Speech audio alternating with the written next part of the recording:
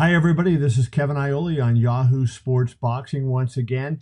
Um, I just want to tell a story as I introduce my guest here. In 2012, after the Olympics were over, I called a bunch of boxing people and said, "What do you think of Errol Spence? Who does he remind you of?" I called Eric Gomez from Golden Boy Promotions, and he said, "Sugar Ray Leonard." I called Sugar Ray Leonard and I said, "What do you think of Errol Spence?" And he said, "Wow." And now Errol Spence is with us. He's the IBF world champion at welterweight, 22-0 with 19 knockouts. Errol, I know you've been in the ring with Floyd Mayweather, Adrian Broner, a lot of great guys. You won the title by beating Kell Brook in England. But does it give you goosebumps when you hear people compare you to people like Mayweather or like Sugar Ray Leonard? I mean, not necessarily. I mean, I'm flattered by it and things like that, but I still know that, I have to go out there and prove it, So, I kind of, I kind of use it as never too high, never too low, just right in the middle. I'm not gonna let it get to me, and I don't let it affect me, mentally wise or, how I perform in the ring or how I train. So I know I still have to prove it. Them comparing me to Floyd and Sugar Ray Leonard, things like that, that's big shoes to fill. So, I just keep a level head and, keep my head down and keep working, so to speak. You fight Lamont Peterson on Saturday, January 20th in Brooklyn. Lamont's a really tough guy. How do you break down that fight? He's a guy that likes to tend to attack a little bit, and with your power, I think that might be an interesting fight. Yeah, I think it's a great fight. I mean, especially for my first title defense, fighting somebody like Lamont Peterson, a guy who can, he can really fight. He has a lot of experience. He's crafty, and like you said, he'll come forward if he has to and make it a tough fight. So, thanks to first great title defense, I think it's great experience, and I think it'll be a action packed fight for as long as it lasts. The welterweight division, I think, right now is really incredible with how many great fighters there are. And with Terrence Crawford coming in, there's another great fighter. Crawford, arguably, along with yourself and Vasyl Lomachenko, maybe the best pound for pound fighter in the world. I was going to mention five guys to you, and tell me, how you rank them. Keith Thurman, Terrence Crawford, Lamont Peterson, Danny Garcia, and Sean Porter. Who's number one out of that group? Who do you think is the biggest threat to Errol Spence at the end of the day? Um, the biggest threat. Then.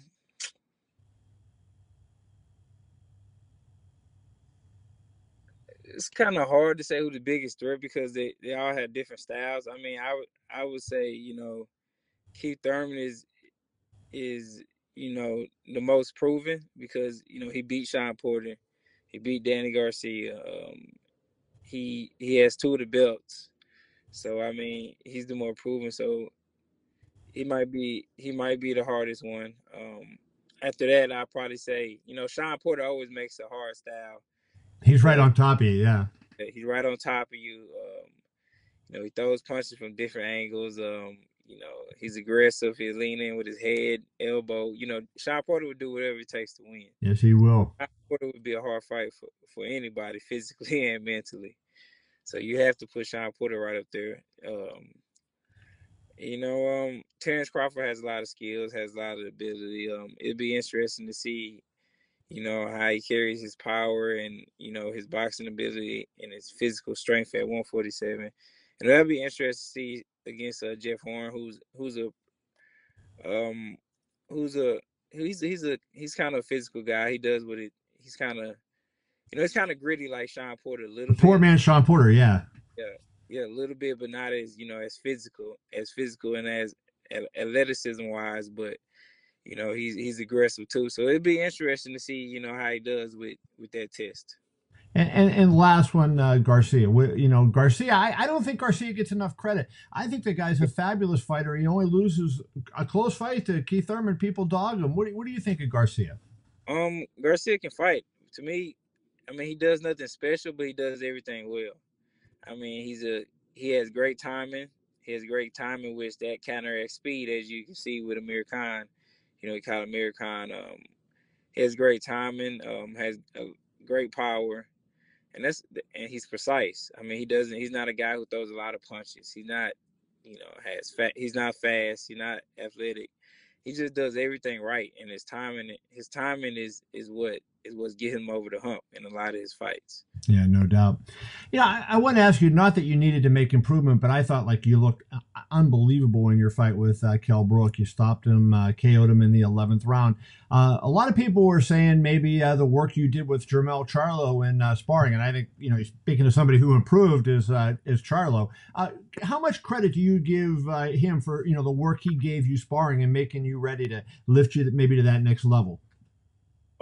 Like I always say, iron sharpen iron. I mean, when you spar another top level guy and world talent and a world champion like Jermell Charlo, it does nothing but raises your game, because you have to be focused. You have to be on top of your game. It's just not like sparring, a regular sparring partner, a sparring partner, or somebody who you pay to come to the gym and beat up on, so to say.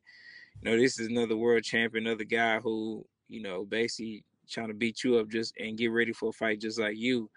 So it's just sharpen your skills, and that I have to be 100% when I come to the gym, or I might get touched up a little bit. Yeah, you Like, don't want that.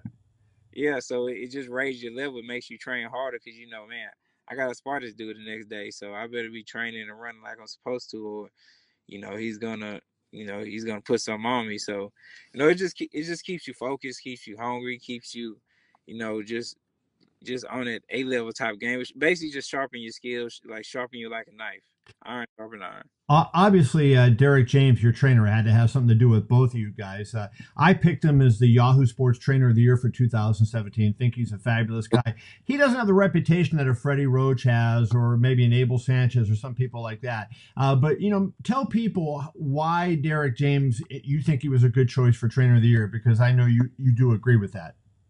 I think so, because just him getting me mentally focused and physically ready for the Kell Brook fight going overseas. And it's rare when you have a fighter go overseas, especially somebody with my caliber, being Right.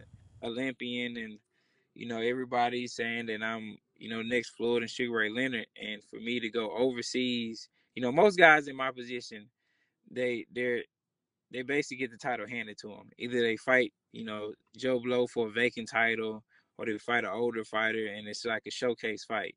With me, I had to fight a big welterweight, possibly the number one welterweight in the world, Yeah.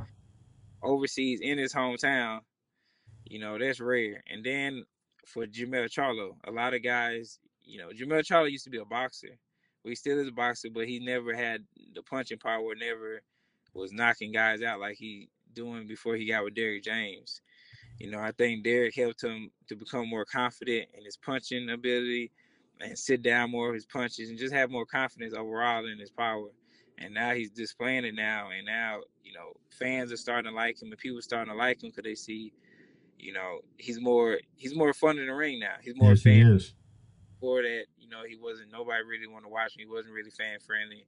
He's a boxing a lot more without getting these knockouts like he's doing now. So, and with Derrick, Derrick could train a whole bunch of fighters if he wanted to, but with him, he said less is more. He doesn't want to work with 10 fighters, or And you're greedy. You want to keep him in your corner, right? Not yeah, share him with everybody else.